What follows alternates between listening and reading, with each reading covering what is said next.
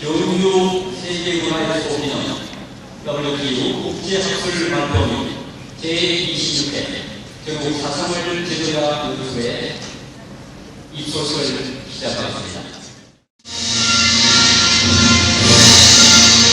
나는 자랑스러운 특구야 자유롭고 정겨운 대한민국의 무한 영광을 충성을 다할 것을 굳게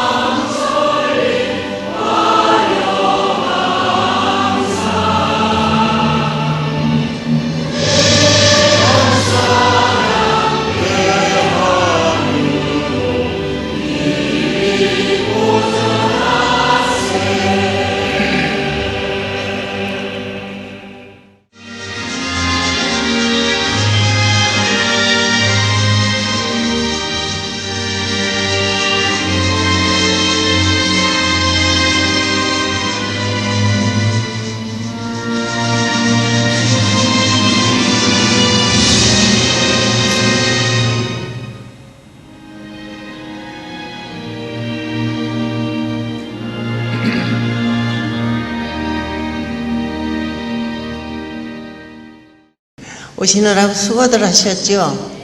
차가 너무너무 여기 경주에 들어와 막혀가지고 저희는요 교육회관 앞에서 1시간이 걸렸어요. 저희 버스가. 여러분들도 그렇게 고생하셨을 거예요. 어쨌든 반갑습니다. 아까 사무국장님이 말씀하신 대로 회장님이 아직 도착도 안 하셨고 또 이제 좀 몸이 성찬했다가 나셨는데 에어컨을 쐬시면 좀 안 좋으셔서 일부러 이 자리를 조금 피하신 이게 있어요. 그러니까 내일 아침에는 보실 겁니다. 그래서 제가 대신 한 말씀 하겠는데 원체 말주변도 없지만 그래도 나름대로 하겠습니다. 여러분들이 2박 3일 동안 우리가 국제대회니만큼 또 엑스포도 여기서 열리고 모든 사람들이 많이 지켜보고 있을 겁니다. 그러니까 우리가 지도자 연수니까 여러분들이 전부 지도자니까 훌륭하신 그 태도, 훌륭하신 교육을 받으신 분들이니까 차인으로서 본분을 잃지 않기를 부탁드리고 또 2박 3일 있는 동안에 모두 몸 건강하시고 즐겁고 내년에도 참 그 연수가 좋더라. 또 가야지 이런 마음을 먹게끔 우리가 열심히 힘을 모아서 해나가면 재밌고 유익한 연수가 되지 않나 이런 생각을 합니다. 여러분들이 모두 서로 도와서 2박 3일 동안 잘 나가도록 부탁드립니다. 감사합니다.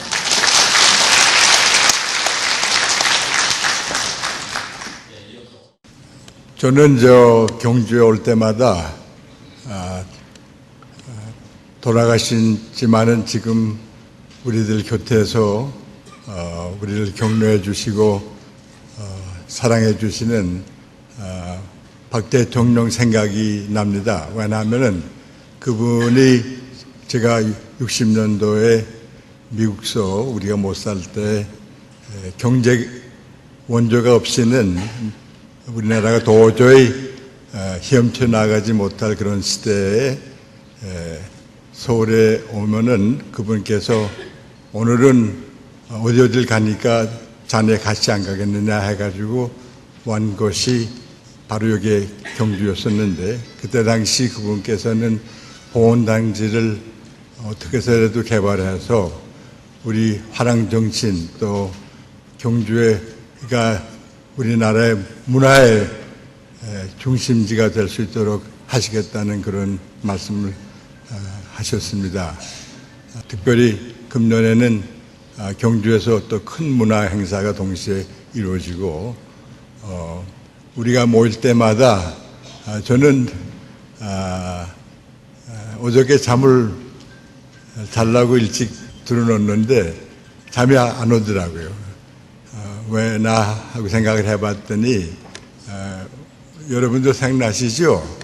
초등학교 때 우리가 수학여행 갈 때 전날 밤에 너무 엑사이트 돼가지고 잠을 못 이루는 그런 경험을 다 했을 줄 믿는데 어저께 저는 정말 고등학교 학생이었었습니다.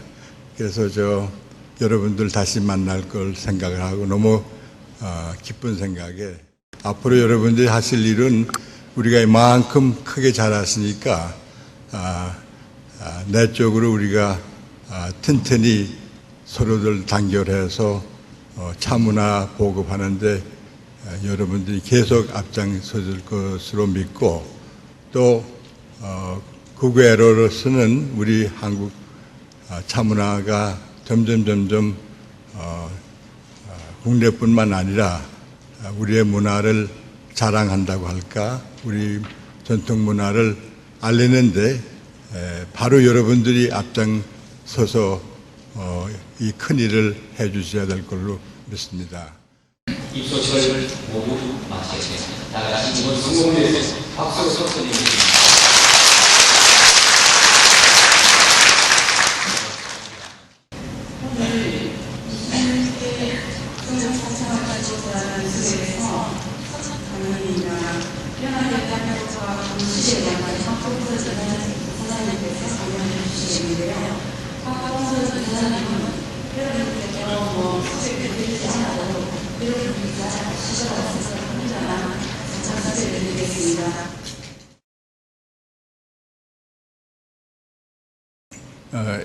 그동안 차문화 운동 또 우리나라 차의 역사에 대해서 공부도 많이 하시고 발표한 분들이 많기 때문에 제가 얘기하는 거는 학술적인 것보다도 또 통계적인 것보다도 제가 그때 직접 보고 느낀 거 이런 것을 간단히 여러분들한테 말씀드리고자 합니다.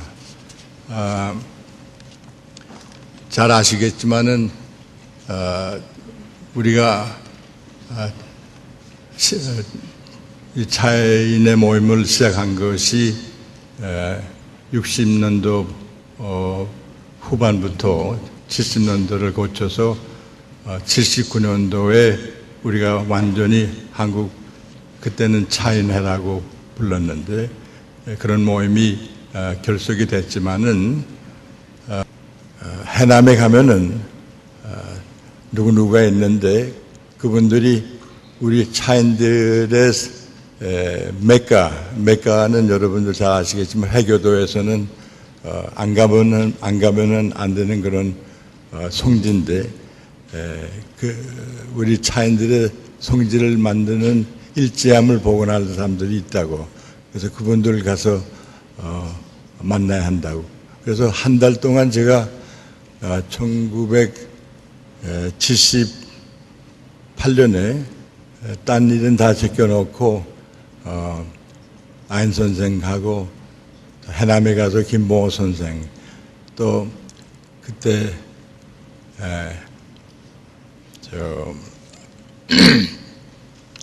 대홍사에 계신 주시 스님 이런 분들을 만나서 일제함 재건하는 문제도 그때부터 얘기를 시작을 했고 그 다음에 여러 사람들을 만나는 과정에 제가 그때 40대 초반인가 근데 제가 만난 분들은 저보다 다 20살 도범 스님이나 여연 스님만 제외하고는 다 60, 70이 가까운 분들이 많았었는데 그분이 제가 그때 매스컴을 많이 타고 이름이 나 있으니까 당신이 선봉에 나서면은 상당히 빨리 차문화가 소개가 되고 무언가 이루어지지 않겠느냐 그런 말씀을 하셔서 그러나 이제 한국 사회에서는 미국 사회나 서양 사회와 달라서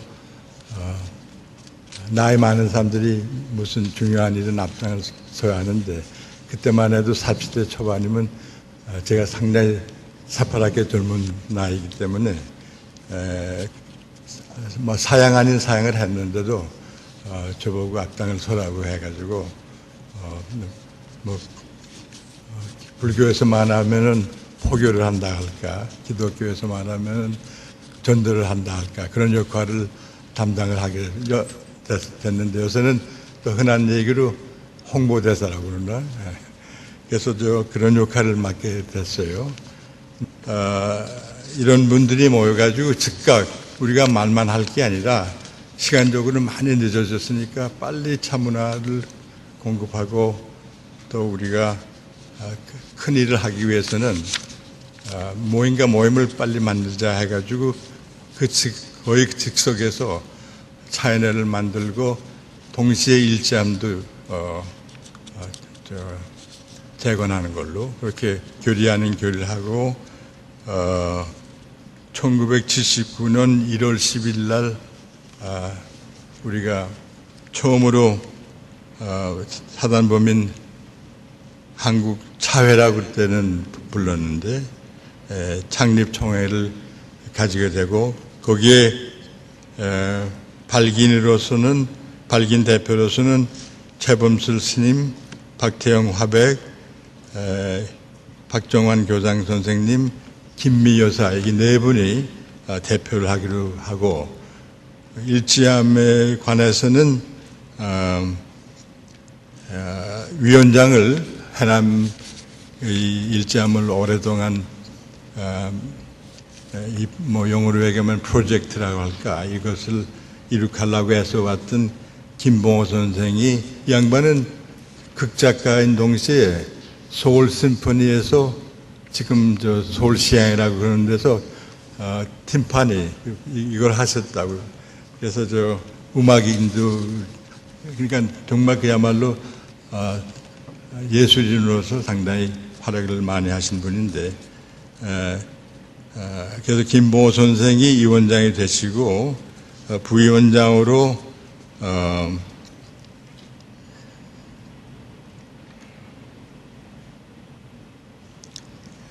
박태영 화백, 김미 여사 이렇게 두 분이 아인 선생 이렇게 세 분이 부위원장이 되고 위원으로서는 김종희 도예가 또 젊은 도범 스님 해안사에 계신 또 김재현 해남 그 병원을 이름이 뭐였더라 하여튼 저 병원장으로 계신 분 또 생물학자로서 유명했던 이화대학의 이영로 박사님 이런 분들이 이제 위원이 되고 고문으로서는 최범술 이방자 여사님 저 영친왕에 부인됐었던 분 그리고 안광성 선생 그 다음에 저 이렇게 네 사람이 고문으로 활동을 하도록 결정을 하고 1월 20일 날 1979년 무역회관 12층에서 4시에 우리가 모여서 행사를 잘 마치고 그때부터 정식으로 우리 한국 차연회가 발족이 되고 늦게 84년도에 이름을 바꿔서 한국 차연연합회라는 게 오늘까지 지금 지속하고 있습니다.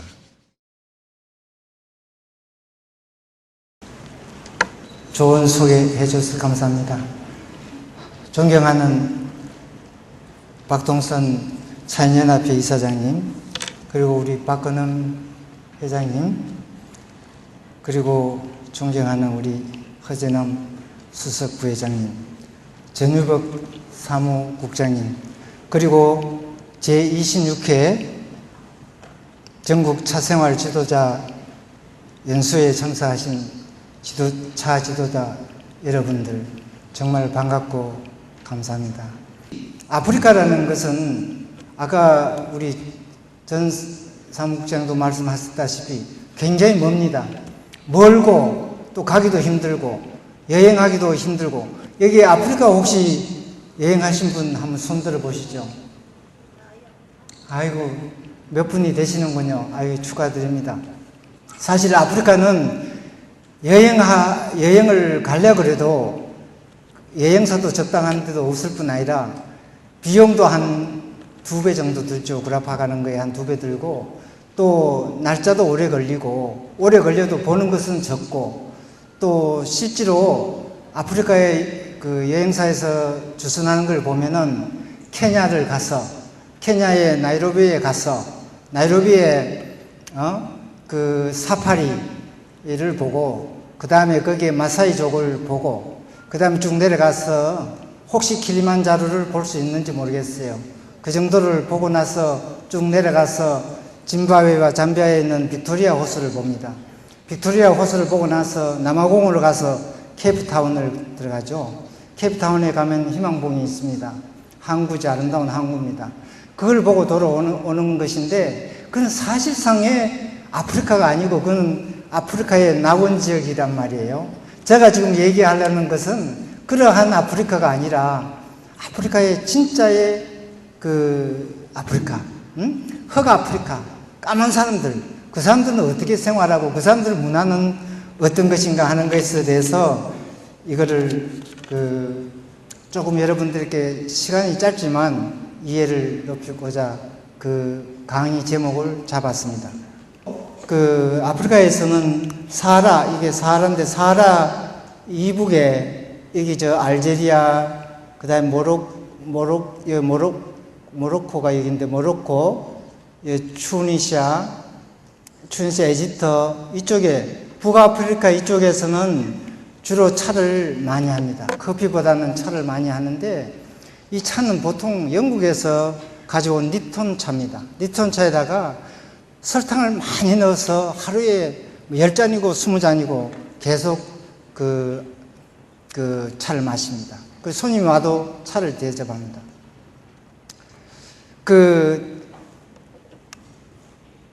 그리고 이게 하나 차에 그 특이한 점이 있다면은, 이 사하라 사막이 우리나라 한 남북 한에 40배 정도 큰 그 면적을 가지고 있는 그 사막인데, 사막에 사는 종족이 있어요. 그 종족이 그 뚜아레그족이라고 아주 소수 민족인데, 그 종족은 낙타를 타고 이게 사막을 횡단하고 다닙니다. 이동하고 다니는데, 그 종족은 가다가 물이 먹고 싶거나 혹은 영양이 부족하거나 하면은 차를 마십니다. 차는 보통 어떤 차를 마시냐, 아프리카의 차는 아까 립톤 외에는 주로 나무잎입니다. 나무잎을 끓여서 차를 만드는데, 거기다가 뭘 넣느냐, 민트나 혹은 박하를 넣어서 상큼하게 만드는 그러한 합니다. 근데 이게 아까 그 투아레기족은 차를 꼭 마시면 석잔을 마십니다. 석잔을 마시는 법이 있습니다. 근데 석잔을 마시는데 첫째 잔은 차잎이 그대로 퍼렇게 떠 있습니다. 그냥 한 10분 정도 끓여서 그대로 마시는 거죠. 이제 두 번째 끓일 때는 거기다가 민트를 혹은 박하를 넣어서 조금 상큼한 맛을 내게 합니다. 그래가지고 이제 마시고, 그 다음에 세 번째 마실 때는 거기 설탕을 뭉텅 넣어가지고 아주 그 달게만, 그래가지고 1시간 정도 끓입니다. 끓여서 그걸 갖다가 수분도 흡수하고 칼로리도 흡수하고, 또 그러한 거기서 모여서 화덕에서 모여서 서로의 그 사막의 정보를 교환하는, 한 1시간 이상 2시간 걸리면서 차를 마시면서 정보를 교환하는 그러한 그 문화를 가지고 있습니다. 여기에 제가 했는데 인사 방법입니다. 그 우리가 보통 인사하는 것은 악수지 않습니까? 전 악수죠. 그 악수도 뭐 우리가 대통령 만나도 들어가려고 하면 저는 반지를 빼라 옛날에는, 그 다음에 악수를 꼭 짓지 말라 뭐 여러 가지 제게 많이 지시를 많이 해요. 지금은 좀 많이 달라졌지만, 구라파에 가면요. 일단, 구라파부터 시작해서 이 사람들은 왜냐면 구라파 문화를 많이 배웠지 않습니까? 왜냐면 영국하고 불란서 식민지였으니까. 영국이 17나라를 지배했고, 불란서가 19나라를 지배했고, 벨기에가 4나라를 지배했으니까, 불어하는 나라가 24개 나라가 되고, 영어하는 나라가 17나라가 됩니다. 영어하는 나라는 주로 동부 아프리카, 케냐, 탄자니아부터 쭉 하게 해서 남아공까지 이렇게 연결이 되는 거고, 그 다음에 불어하는 나라는 주로 서쪽 아프리카에, 혹은 중부 아프리카, 그 다음에 사하라 이남, 부근 쪽에, 이렇게 해서 이제 불어를 하게 되는데요. 그러한 불란서나 영국의 풍습, 문화를, 언어를 그대로 지금 쓰고 있으니까, 그러니까 그 풍습 문화에 익숙해져 가지고 악수를 거의 안 합니다. 악수는 처음 보는 사람일 경우 악수를 하죠. 그 다음에 두 분 보면은 이게 한밤에 이 두 분을 보통 2분 됩니다. 2분. 한 분 이렇게 되고 2분 이렇게. 그 다음에 친한 사이는 3분을 됩니다. 1분 되고 2분 되고 3분 됩니다. 그 다음에 이제 되게 친하면은 막 껴안고 못 견딜죠. 내가 지금 허재남 우리 수석부회장님 내가 1 분밖에 안 했는데 사실 아프리카 같으면 4분 해야 되는 거예요. 그 4분을 해야 하는데 이거요. 제가 그 대사 생활을 오래 이렇게 해보면은 겨울도 없지만 그것도 조금 서늘할 때가 있습니다. 서늘할 때 뭐 4월, 5월 뭐 이때 서늘한데 그 다음에 6, 7, 8부터 해서는 뭐 굉장히 덥거든요. 더울 때 그때 막 사람들 많이 만나지 않습니까? 만나면 무조건 하고 다 알죠. 뭐 대사하다 그러면 다 하니까 뭐 다 인사하러 옵니다. 오면은 전부 다 임하되죠.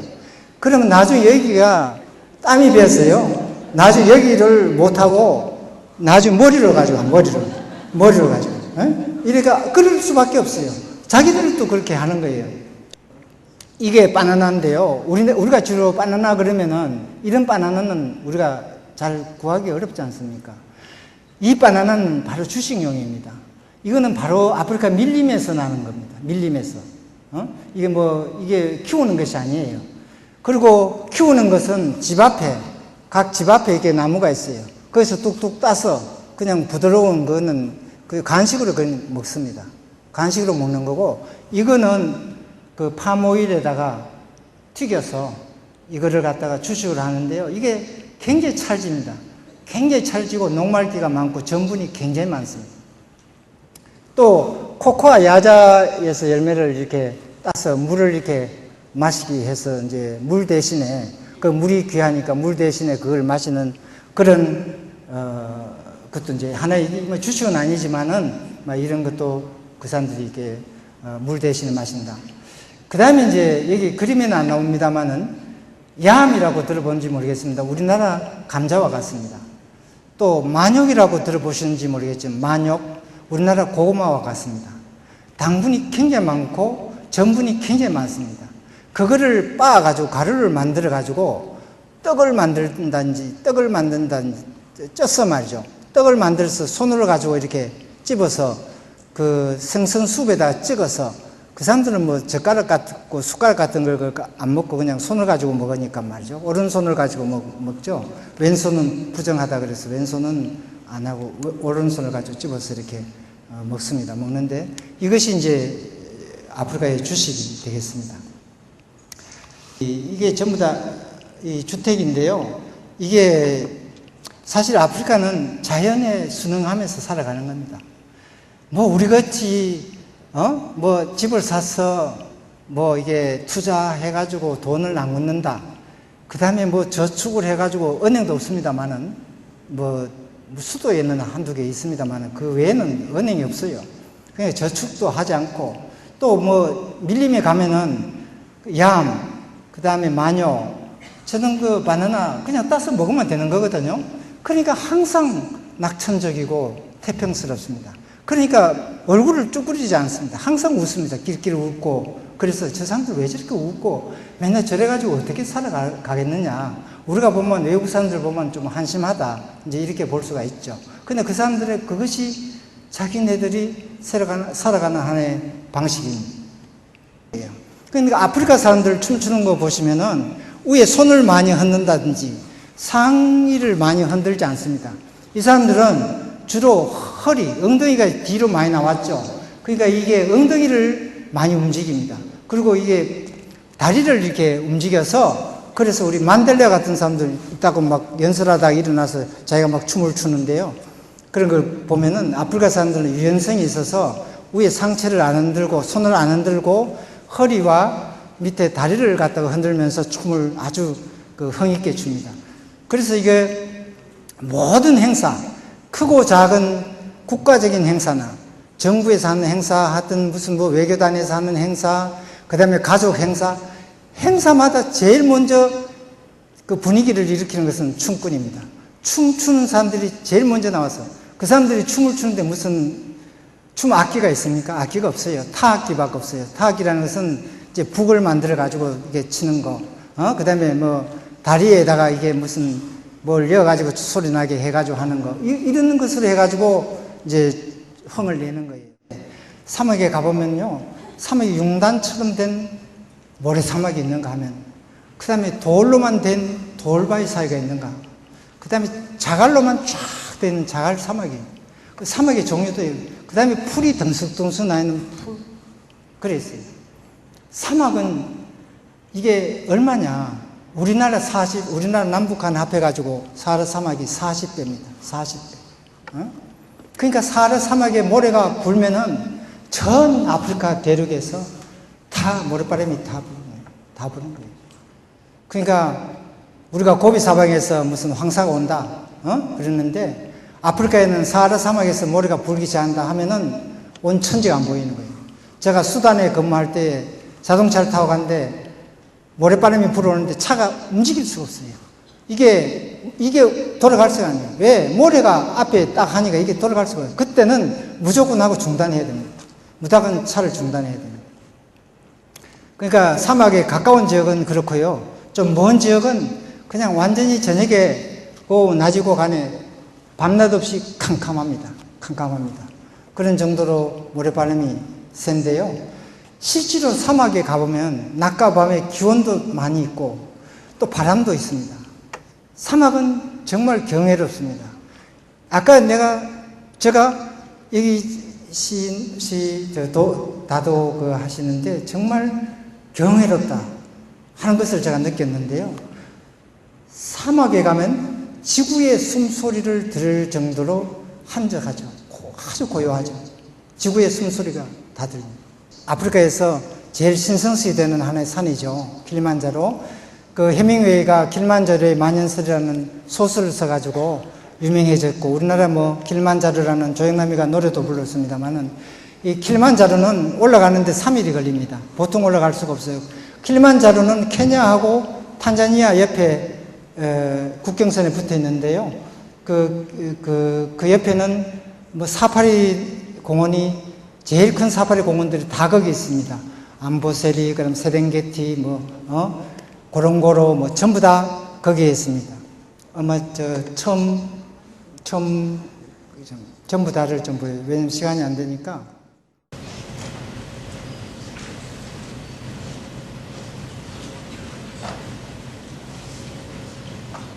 바깥의 테이블에서는 안상의 사전을 준비해 주시는 것 같습니다.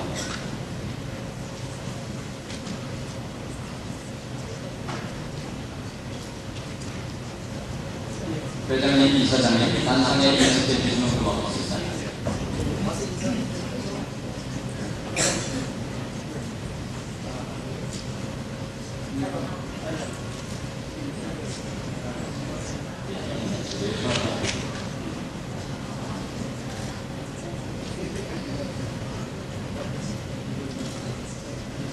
박선구 의장님 드리겠습니다.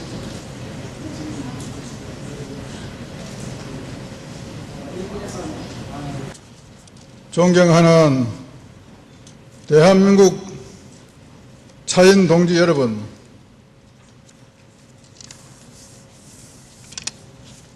그리고 사랑하는 한국차인연합회 임원 회원 동지 여러분, 여러분을 저는 회장으로서 진심으로 환영합니다.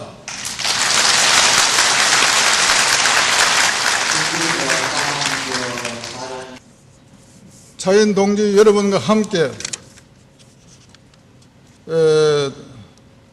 WTU 국제학술대회에 참석하기 위해서 오신 WTU 정계곤 이사장을 비롯한 귀빈 여러분, 세계적인 학자 여러분을 우리 차인 모두 함께 환영하고 싶습니다. 세계 차인 지도자 여러분 환영합니다. 박수로.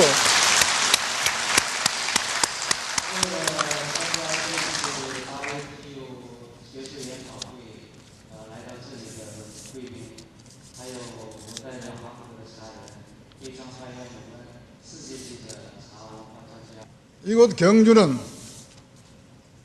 신라 천년의 고도로서 이 나라에서 차문화가 가장 먼저 발상되고 발전된 곳입니다. 그래서 지금은 대한민국 차문화의 수도라고 말할 수 있습니다.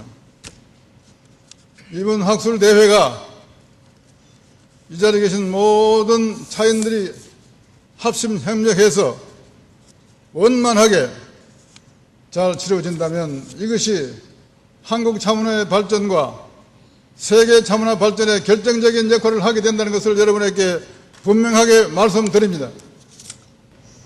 제가 쉬는 동안에도 불구하고 허전함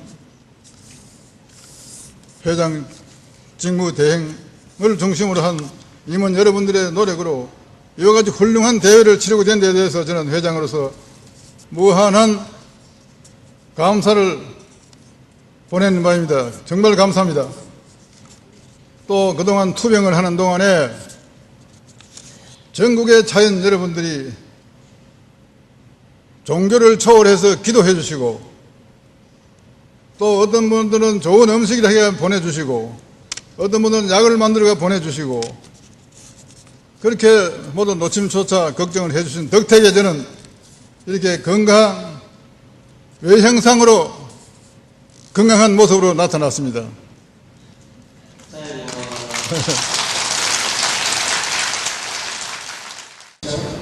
오신 분들이 대체적으로 TV 있는 때문에 여러분들 세미나 분들이 괜찮으라고 저는 생각합니다. 오늘 참석하신 분들에 대해서 소개를 드리도록 하겠습니다. 우선 정계곤 교수님에 대한 소개를 드리겠습니다. 오른쪽에 있습니다. 청취고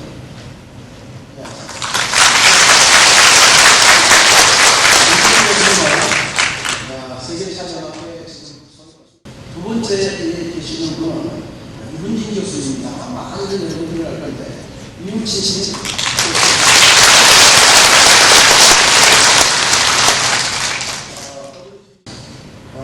세 번째는 홍콩에서 왔습니다. 여러분이 기자입니다. 여러분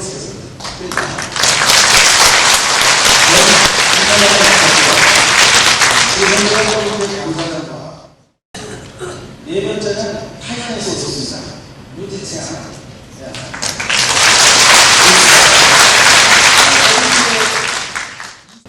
다섯 번째 여정선 씨, 주호경 여성입니다.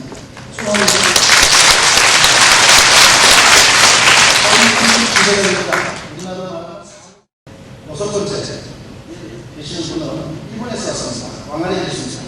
왕아리.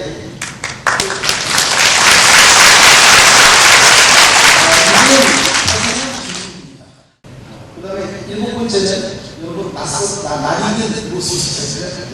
김동동은 우리 대한민국 차명의입니다. 한국차인연합회 자문위원이 한국나도대학을 볼 수 있습니다. 나도대학원 대구분학의 원장님이십니다.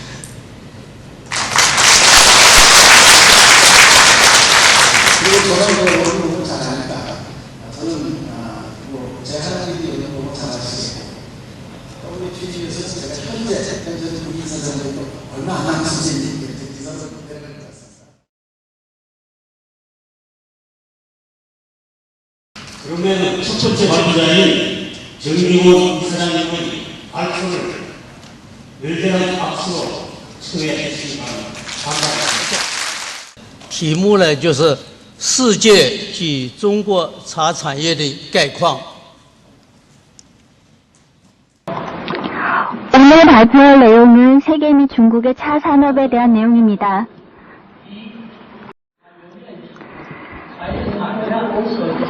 세계 차 산업 개항을 먼저 보시겠습니다. 2009년 세계 차 다원 면적과 생산량, 수출량은 2000년에 비해 모두 증가하였습니다. 그래프를 보시겠습니다. 2009년 체업이 이루어졌던 다원의 면적은 299.5헥타르로 2000년에 비해 25.6% 증가하였습니다.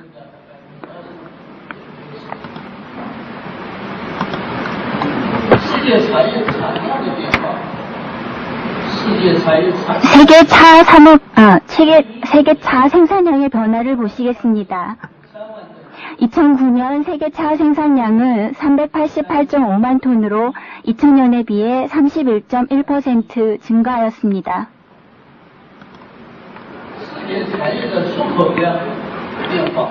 같은 해 세계 차 수출량은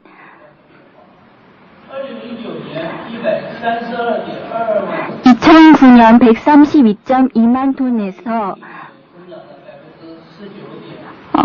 2009년 132.2만 톤으로 2000년에 비해 19.07% 증가하였습니다.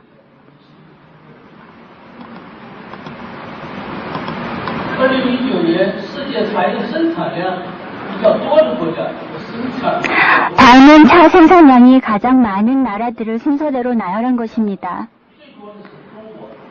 생산량이 가장 많은 나라는 중국입니다. 그 다음은 인도, 세 번째는 케냐, 그 다음 스리랑카, 터키, 인도네시아 순으로 나타났습니다.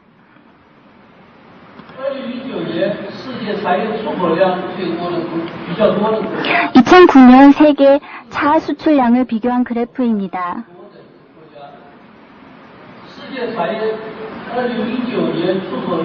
2009년 수출량이 가장 많은 나라는 케냐입니다.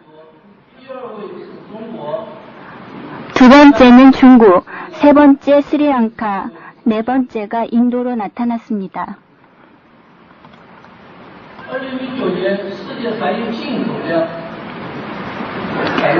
다음은 수입량이 가장 많은 나라들을 순서대로 나열한 것입니다. 수입량이 가장 많았던 나라는 러시아, 두 번째 영국, 세 번째 미국, 네 번째는 파키스탄으로 나타났습니다.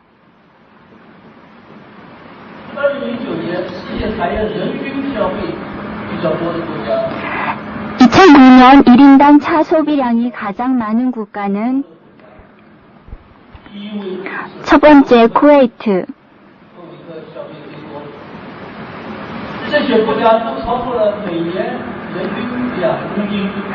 아일랜드, 세 번째 영국, 카타르 등으로 나타났는데 이들 국가들은 평균 소비량이 2kg을 웃돌았습니다.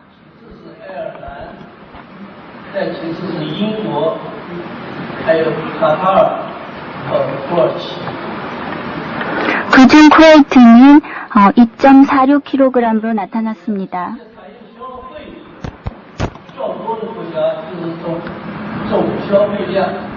2009년 전 세계 차 소비량은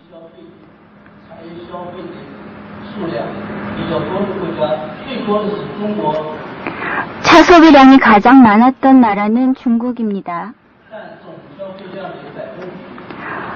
전 세계 소비량의 25%를 차지했습니다. 그 다음은 인도, 러시아, 터키, 일본, 영국, 미국, 파키스탄 순으로 나타났습니다. 다음은 중국 차 산업 개황을 보시겠습니다. 2009年中国的茶园面积、茶叶产量和出口量都比 2009년 중국의 다원 면적, 차 생산량, 차 수출량은 2000년에 비해 크게 증가하였습니다. 현재 중국은 다원 면적과 차 생산량에서 모두 세계 1위입니다.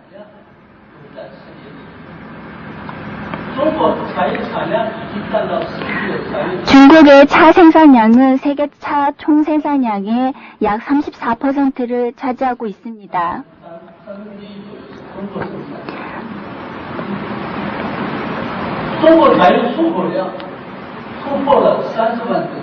중국의 차 수출량은 이미 30만 톤을 돌파했습니다. 이 숫자는 세계 차 모형량의 20%에 해당되는 수치입니다.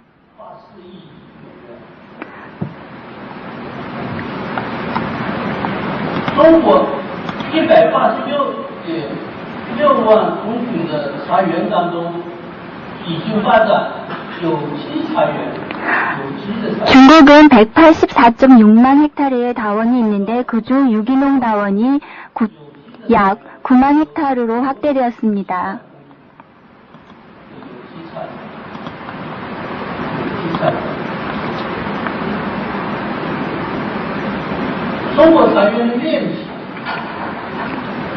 중국의 다원 면적 변화를 보시겠습니다.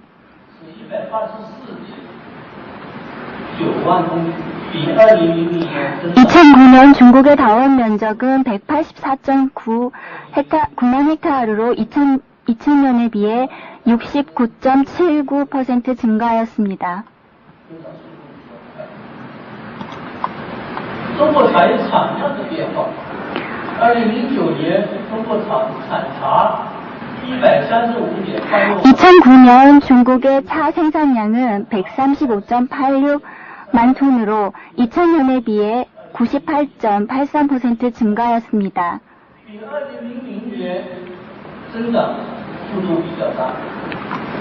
2000년도와 비교한다면 증가 속도가 매우 가파른 것으로 나타났습니다.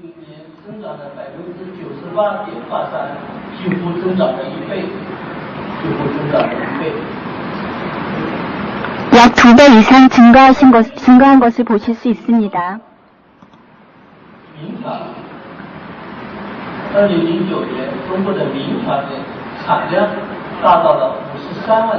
2009년 중국의 오질 명차 생산량은 53만 톤으로 전체 차 생산량의 약 40%에 불과합니다.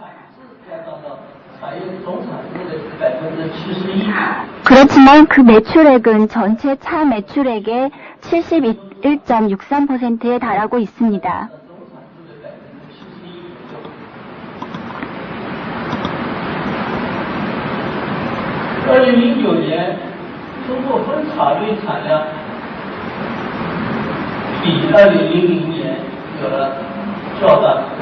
이 2009년 종류별 중국의 차 생산량은 2000년에 비해 매우 큰 증가를 보였습니다. 그 중에서도 청차의 증가가 가장 뚜렷합니다. 그 다음이 녹차, 홍차 순으로 증가했습니다. 보시는 도표는 2009년 중국의 선별 차 생산량을 비교한 것입니다. 녹차의 생산량은 절강성이 가장 많습니다. 홍차의 경우 호남성에서 가장 많이 생산되고 있으며 그 다음이 운남, 호북, 안희성 등으로 나타났습니다. 청차의 경우 복건성에서 가장 많이 생산되고 광동, 호남, 절강, 사천성 등으로 나타났습니다.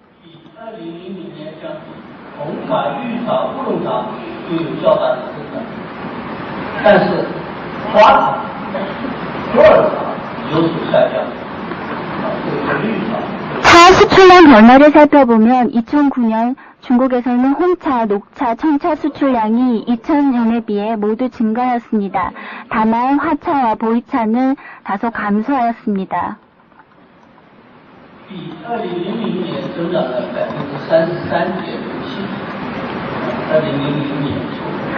중국의 차 수출량 변화를 보면 2009년 30.3만 톤을 수출하여 2000년에 비해 약 33.07% 증가하였습니다.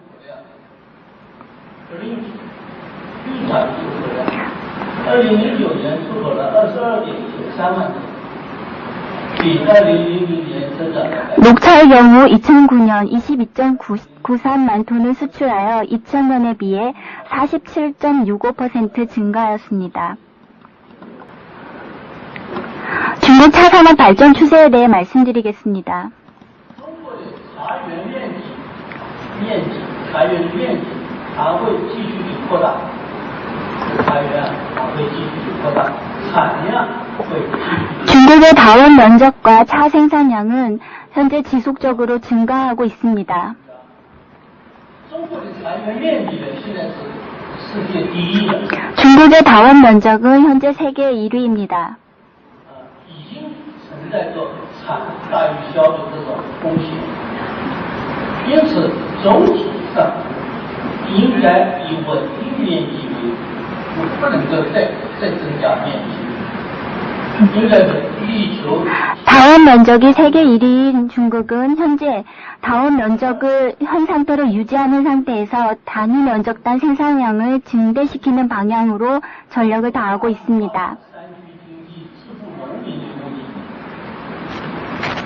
种茶能够 다만 중국 중서부 지역과 같은 산간 지역에서는 경제 발전을 촉진시키고 농가 수입을 증대시키기 위해서 끊임없이 다원 면적을 확대시키고 있습니다. 以稳定面积产量提高单位面积的产值与效率。 그러나 중국 동부 지역은 다원 면적과 생산량이 안정적인 상태에서 단위 면적당 생산량과 소득을 증대시키는 방향으로 발전할 것으로 보입니다. 茶叶的出口量它会稳步增长，这些出口茶叶它会 중국의 차 수출량도 지속적으로 증가할 것으로 보입니다.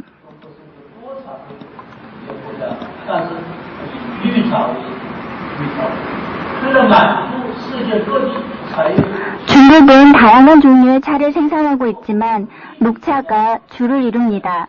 增加茶叶的花色品种，出口茶的发展将会逐步的进入到市场经济的良性循环。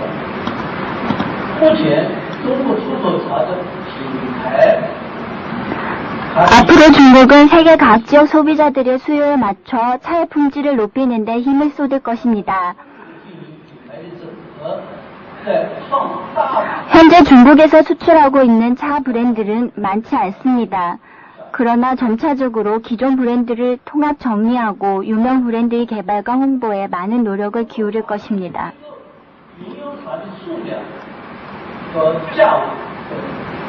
세 번째 중국 차 산업의 추세는 차 종류와 우질 명차의 수량이 안정되고 차 가격도 상대적으로 안정세를 유지할 것으로 보입니다. 产业结构也会相对有问题，还是以绿茶为主。中国是一个以绿茶为主，产业结构会相对稳定，今后可能会随着不其市场的需求，红茶、乌龙茶、普洱茶。 중국은 녹차 위주로 안정적인 차 산업 구조를 유지하면서 국제시장의 수요에 맞추어 홍차, 청차, 흑차의 생산량은 어느 정도 증가할 것으로 보입니다. 1100多种，太多太少，消费者 현재 중국의 우질 명차 종류는 약 1000개 정도 됩니다. 加强品牌整合，放大品牌的前提之下，相同类型的名优茶会通过整合兼并，而使名优茶的种类减少，每一种名优茶的数量会增加，以提高消费者的认知。 이렇듯 차 종류가 지나치게 많아 소비자에게 혼란을 초래하고 있습니다. 이에 따라 중국은 각지의 차 생산 지역 브랜드를 통합하고 강화하여 대형 브랜드를 개발하고 동일한 우질 명차에 대한 통합을 통해 우질 명차의 가지수를 줄이는 방향으로 나아갈 것입니다. 基本上实现了企业化、大众化、加工，基本上实现了企械化，但是茶园作业机械化，饮用茶加工机械化，饮用茶加工。 대신 오질명차의 양적 확대를 통해 소비자의 인지도를 높여가는 방향으로 나아갈 것입니다. 农村劳动力会更为紧张，农村劳动力会更为紧张，劳动力的成本也会逐步的提高，因而迫使茶叶生产企业逐步的提高茶叶生产机械化程度。 현재 오질명차를 생산하는 데 있어서 가장 큰 문제는 노동력 부분입니다. 少数已经实现了全程机械化，但是呢，茶园作业机械比较少，比如像采茶机、修剪机等等，这些呢正在推广，这个推广的速度呢。 중국의 대중차 가공은 이미 어느 정도 기계화를 실현했습니다. 그러나 오질명차는 기계화 정도가 매우 낮은 실정입니다.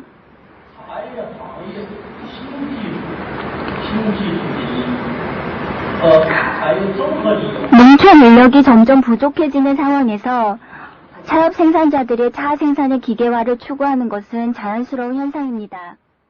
지금까지의 자료에 의하면 국가별 차 수출량 순위가 첫 번째는 케냐, 두 번째 스리랑카, 세 번째 인도, 네 번째 중국 순으로 이렇게 중국의 4위국으로 알고 있었습니다.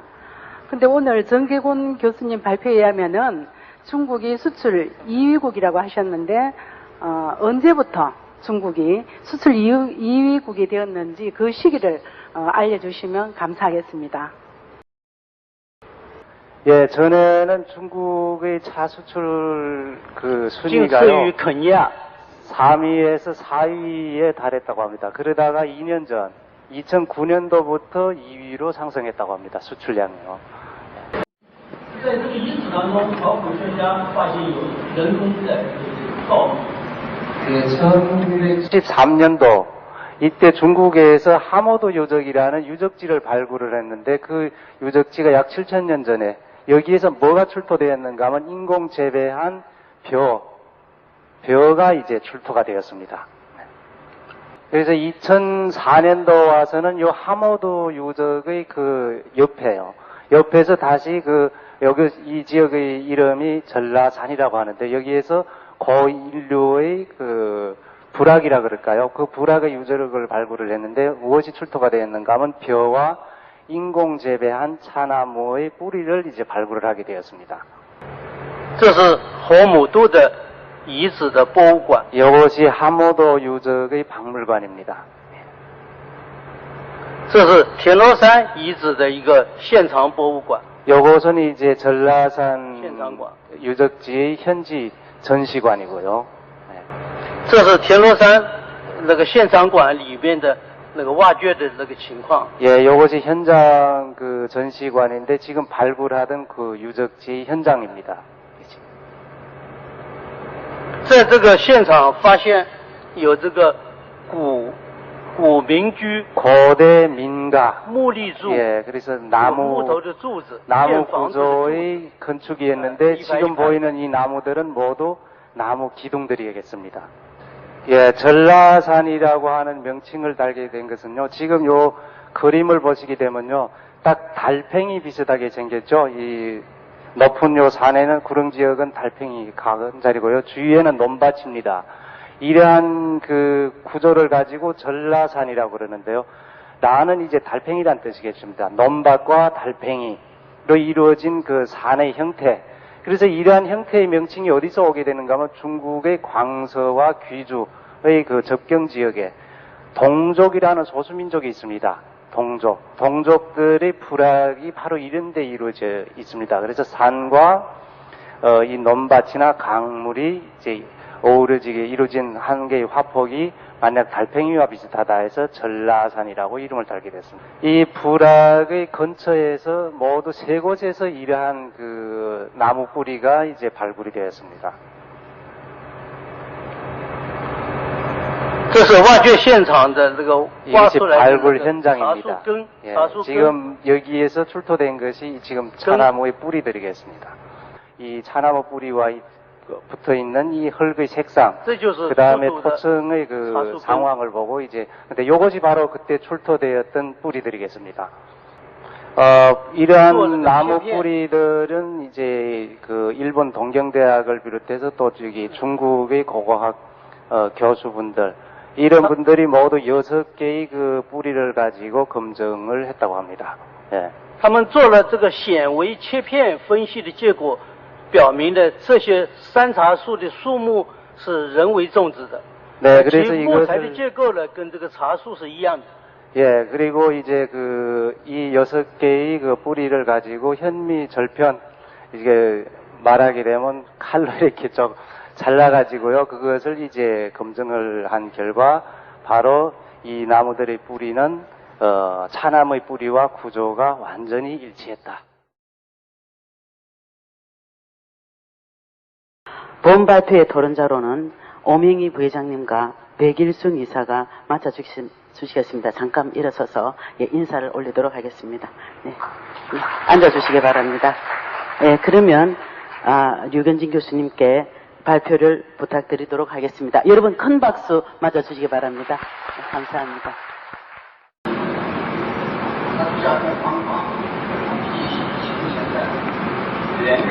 오늘 발표할 주제에 대해서 다시 한번 말씀드리면 흑찰 제조 방법과 기능에 대한 연구 현황입니다.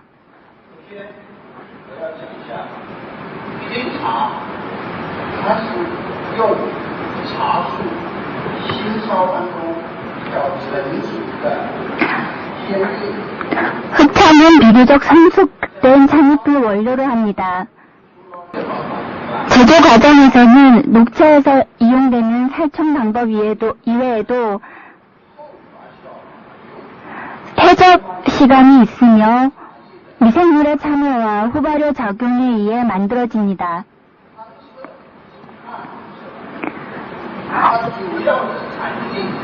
가공이 끝난 차는 윤기가 흐르고 찬문색은 검은색 혹은 흑갈색을 띱니다. 명가정 3년 어사 진강에 올린 상서 중에는 다음과 같은 구절이 있습니다. 중국 안농업대학의 전명한 차학자 지희 교수는 차의 이상적인 분류 방법으로 반드시 2가지 조건을 구비해야 한다고 말씀하셨습니다. 그 하나는 차 품질의 개통성을 나타내야 하고 다른 하나는 제조 방법의 개통성을 나타내야 한다고 말씀하셨습니다. 지희 교수는 제달 과정 중에서 카테킨의 감소 수치에 근거해서 6대 차류 분류법을 제시하였습니다. 이것은 매우 과학적인 분류법으로 알려지고 있습니다. 흑차는 다음과 같이 분류하고 있습니다. 흑차의 분류 방법은 퇴적 과정에서 일어나는 산화 과정에 의해서 분류되고 있습니다. 중국의 흑차는 대부분 산소를 많이 필요로 하는 후발효차에 속합니다.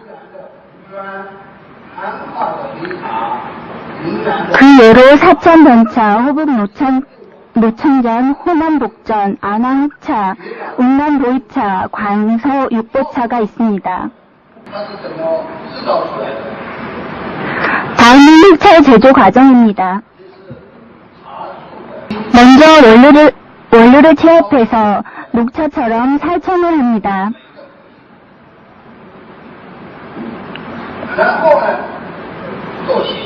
살청 과정에서는 효소의 활성을 억제시킵니다.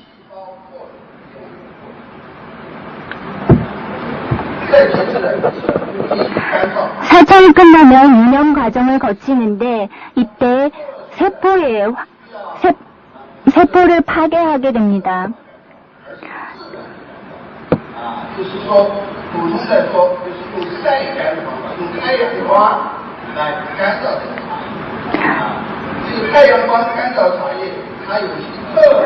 유념을 거친 차는 햇볕에 말리게 됩니다.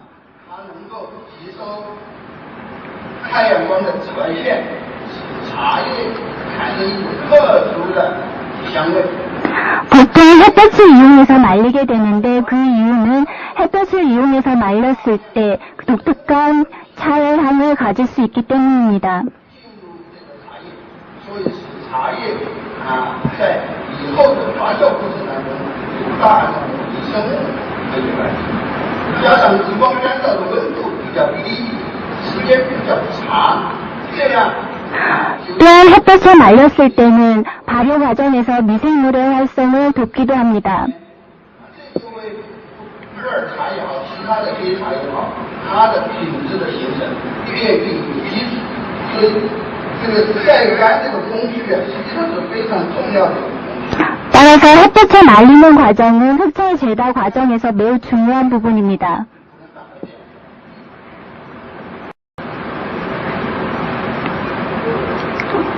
那么做出来的毛茶我们通过整理，然后就 원래는 설탕과 6년 햇볕에 말리는 과정을 거치고 나면 모차가 만들어집니다. 만들어진 모차는 정리를 한 후에 악퇴 과정을 거치게 됩니다.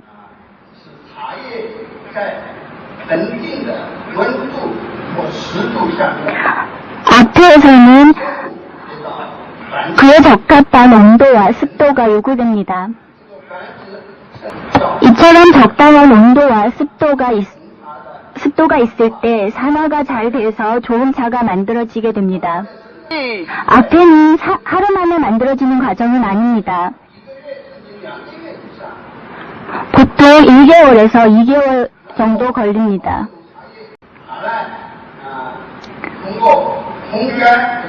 악퇴를 거친 찻잎은 홍건을 하게 됩니다.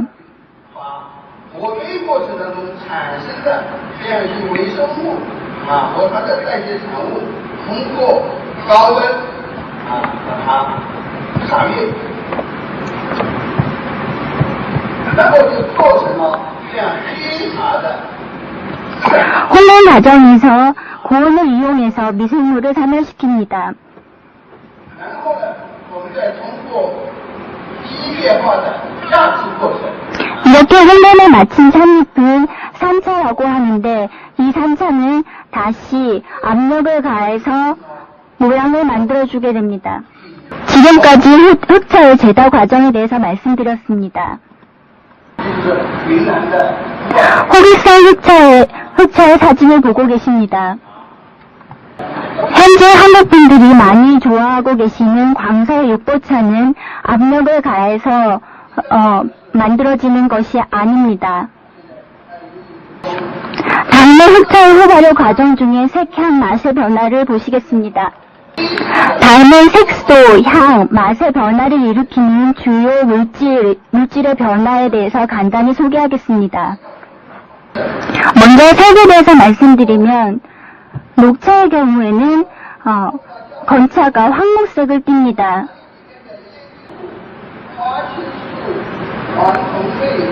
그러나 흑차의 경우에는 엽록소, 안토시아니딘, 배당체, 플라바노이드, 카로티노이드가 산화 분해되어 흑차의 건차색은 흑갈색으로 바뀝니다. 이러한 화학적 변화는 녹차와 달리 건차의 색은 흑갈색으로, 찬면색은 짙고 맑은 홍색으로 변화시킵니다. 이러한 색소가 변화를 일으키기까지는 열과 분해 과정이 필요합니다. 다음은 향기 부분을 보시겠습니다. 차에는 카로티노이드, 테르펜, 질소화합물, 카테킨과 같은 향기 성분을 가지고 있습니다. 그렇지만 이들의 찻잎 속의 함유량은 매우 낮습니다. 이러한 향기 성분은 비록 그 함량은 적지만 산화 분해 용해 과정과 미생물의 대사에 의해서 흑차의 향이 맑고 순정하며 아주 달콤한 오래된 나무 향이 나오게 만들어집니다. 보이차의 향기는 사실상 그 원료가 되는 차나무와는 관계가 없습니다. 다만 제조 과정에서 향기 성분의 변화에 의해서 향기들이 만들어지는 것입니다. 어떤 사람들은 보이차 보이차가 가지고 있는 장향이 보이차 원료가 되는 차나무 잎에서 원래 가지고 있는 향이라고 말하지만 이것은 잘못된 생각입니다. 다음은 오늘 발표한 내용을 바탕으로 결론을 말씀드리겠습니다. 먼저 흑차에 속한 회사들은 세계 차 산업에서 매우 중요한 위치를 차지하고 있습니다.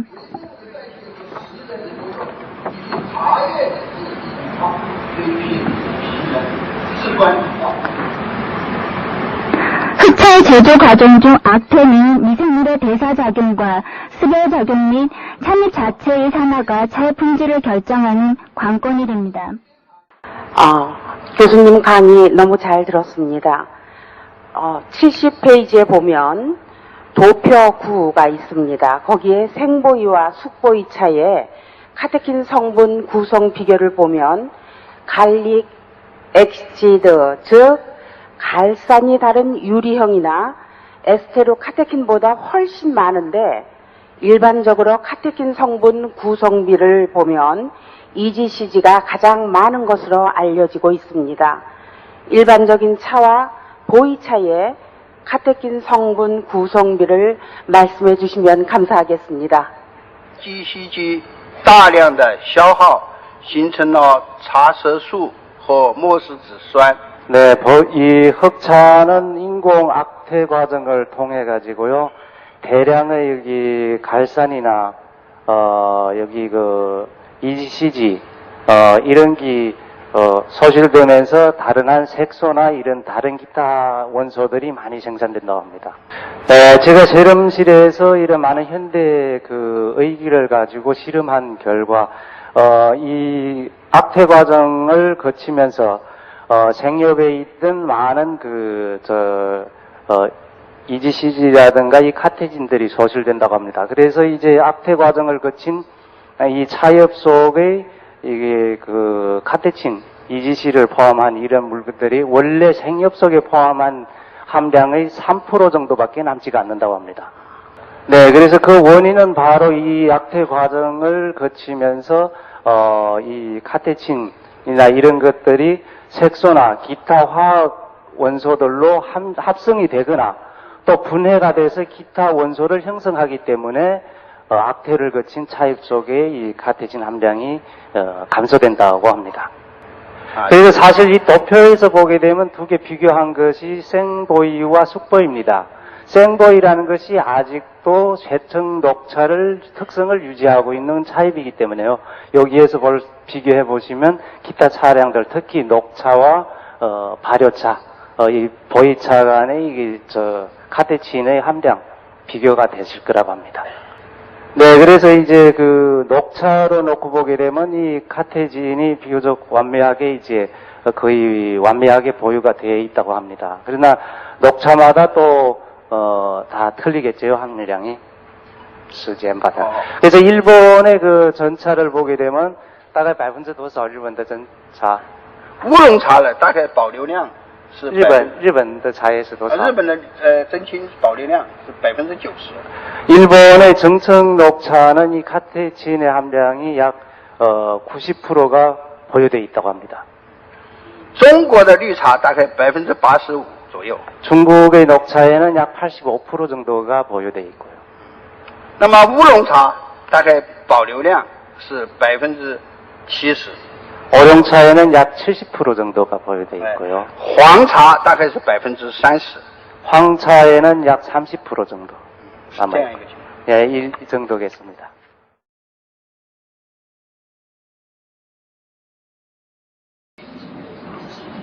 다만 차 생산은 일본의 발전한 기술이어서 차의 생산을 유치해 나가고 있습니다. 네, 일본 차의 역사에 대해서는 간단히 두 가지를 설명드리겠습니다. 언제 전파되었는가?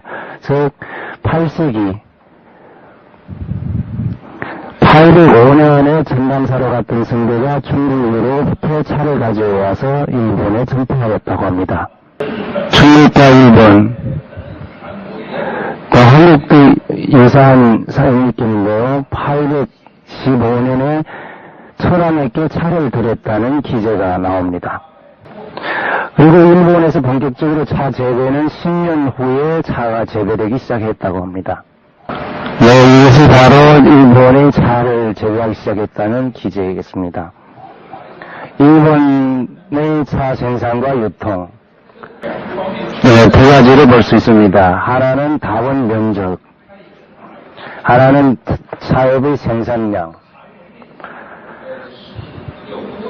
그 다원 면적은 증가되었다, 축소되었다 하는 그런 역사를 가지고 있습니다. 지금 근년도에 와서, 특히 2008년도에 와서는 4.8만 헥타르, 산량은 약 9.3만 톤 정도가 되겠습니다. 약 9만 톤 좌우로 지금 공제되고 있습니다. 그리고 최다의 시기를 보게 되면 매년 2차에서 3차 혹은 4차를 최다하는 경우도 있는데요. 볼 때 일본 차는 약 4월 달과 5월 중순, 네, 그리고 2차, 일본 차는 6월 중순에서 7월 하순, 네, 여기서는 그냥 구체적으로 최다의 시간을 예고내온 도표입니다. 그래서 1차번은 일본 차는 4월 하순부터 5월 상순, 2번 차는 6월 하순에서 7월 상순, 3번 차는 7월 하순에서 8월 중순, 그리고 겨울이나 가을 차는 9월 하순에서 10월 상순 정도입니다.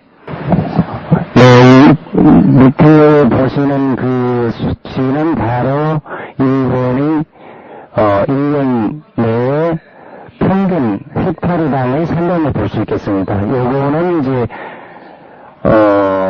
전년 총 생산량이겠습니다. 네, 그래서 이 산량을 보게 되면 세계적으로 가장 단위 산량이 높은 경우라고 할 수 있겠습니다. 주요한 차 산지를 열거해 보면요, 제일 큰 차의 산지는 시즈오카겠습니다. 약 45%의 면적과 산량을 차지합니다. 다음으로는 규슈의 사고시마겠습니다. 요 바다 옆에요. 다음에는 미에, 다음에는 미야다키, 그 다음에 구나모토겠습니다. 요 몇 개의 산지가 바로 일본의 대표성적인 차 산지겠습니다. 이것이 일본 차의 분류겠습니다. 그래서 99%가 양 녹차고요. 그리고 증축 녹차가 73%고요. 그러니까 지금 녹차가 99%를 차지하고 증축 녹차가 이제 73%.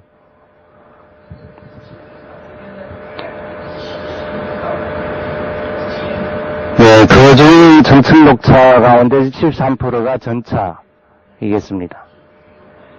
그래서 이 두 가지는 일본의 대표성적인 차겠습니다. 고급차의 대표적인 차는 바로 옥로인데 옥로가 0.2%에 불과합니다. 또 하나의 대표차가 말차로 가공되는 염차가 되겠습니다. 염차는 1.5%를 차지합니다. 네, 이 수치를 이용해서 이 도표를 만들었습니다. 여기에서 볼 수 있는 바와 같이 전차의 비례가 상당히 높고요. 옥로차, 그리고 덴차, 네, 여기서 지금 말차의 원료겠습니다. 그 외에 기타 차들이 바로 도표에서 볼 수 있는 같이 있습니다. 이것이 일본의 다원이겠습니다. 네, 이것이 바로 시즈오카에 있는 다원이겠습니다. 그래서 이것이 바로 일본에서는 대표성적인 다원이라고 할 수도 있습니다. 요거는 사고시마의 다원이고요. 그래서 여기에는 기본상 기계 작업이 위주겠습니다. 네, 이 사진은 이전에 남겨놓은 구릉 지역의 다원이겠습니다. 예, 이것은 옛날로부터 유래해온 유명차를, 고급차를 만드는 그러한 다원입니다.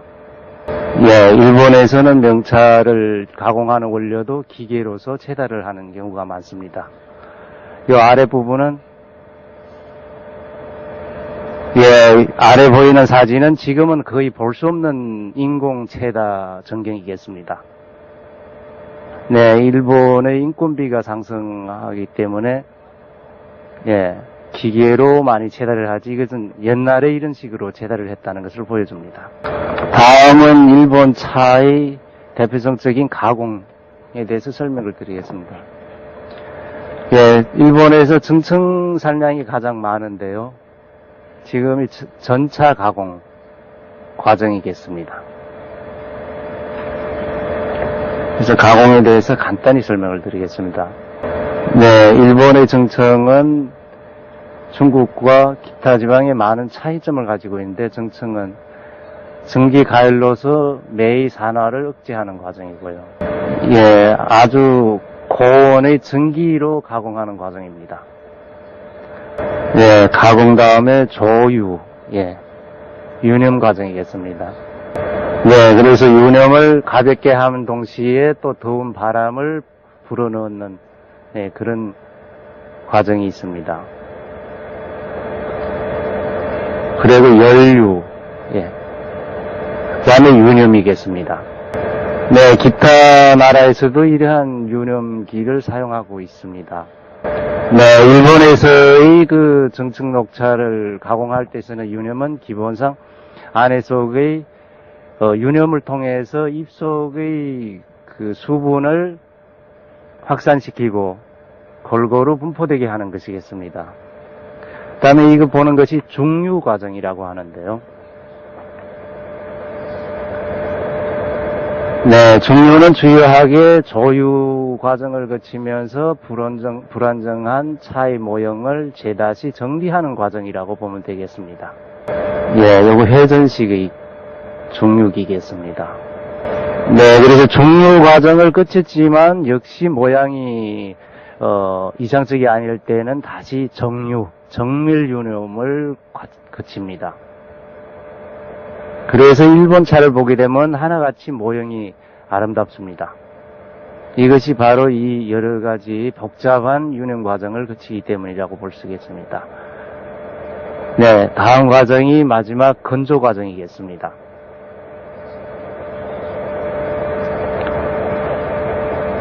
사실 원리는 기타 건조기와 거의 비슷합니다.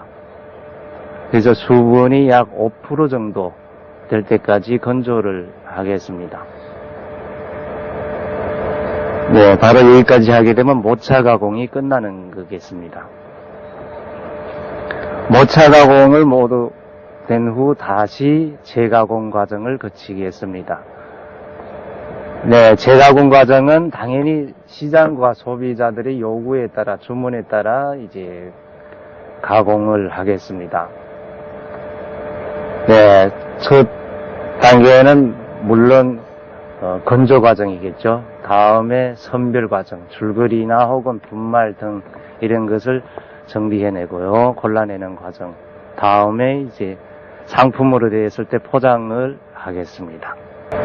네, 여기로부터 일본의 차를 가공 과정을 볼 때 고급 살청을 거친 후 가공이 상당히 세밀하다는 걸 볼 수 있겠습니다. 이것이 일본 차의 수출이겠습니다. 네, 일본은 차의 생산국이면서 또 수입 대국입니다. 네, 주요한 수출은 미국이 되겠습니다. 다음 기타국 수출국은 아주 적은 양의 수출이고요. 네, 세 번째로 일본의 품평에 대한 설명을 드리겠습니다. 네, 일본 차의 품평은 국제상에서 통행하는 품평과 방법이 많이 다릅니다. 이것이 다구에 대한 설명이고요. 품다 기구들이겠습니다. 품평배, 품평만, 네, 수저겠습니다. 품평저. 네, 종로 품평에 쓰는 차저겠습니다. 요거는 배완. 네, 요거는 차를 우리서 탕색을 보는 기구고요. 요거는 탕을 뜨는 소저고요. 요것은 차잎을 보는, 외형을 보는 흑색으로 된 심평반입니다.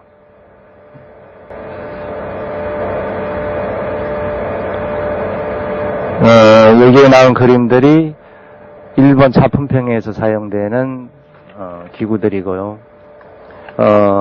품평회 각종 차의 점수 기준에 대해서 여기 설명을 드립니다. 품평을 할 때 샘플을 보통 일반 전차 혹은 심증 전차.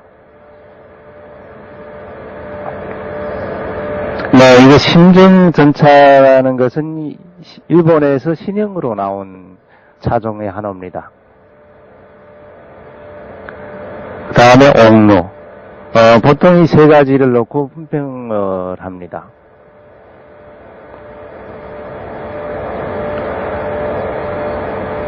네, 여러분들이 손에 자료를 가지고 계시지만, 모두 총 점수가 다 200점이겠습니다. 그리고 이 덮에서 볼 수 있는 바와 같이, 향기와 맛의 점수가 가장 높습니다. 네, 어떻게 품평하는가에 대해서는 자료도 가지고 계시지만 간단히 사진으로부터 볼 수 있겠습니다. 하나는 외형을 보시고요. 그래서 심평반은 볼 수 있는 바와 같이 모두 금색의 심평반입니다. 요거는 향기를 맡는 과정이고요. 요거는 정인호 교수님과 저 이 사진입니다. 예.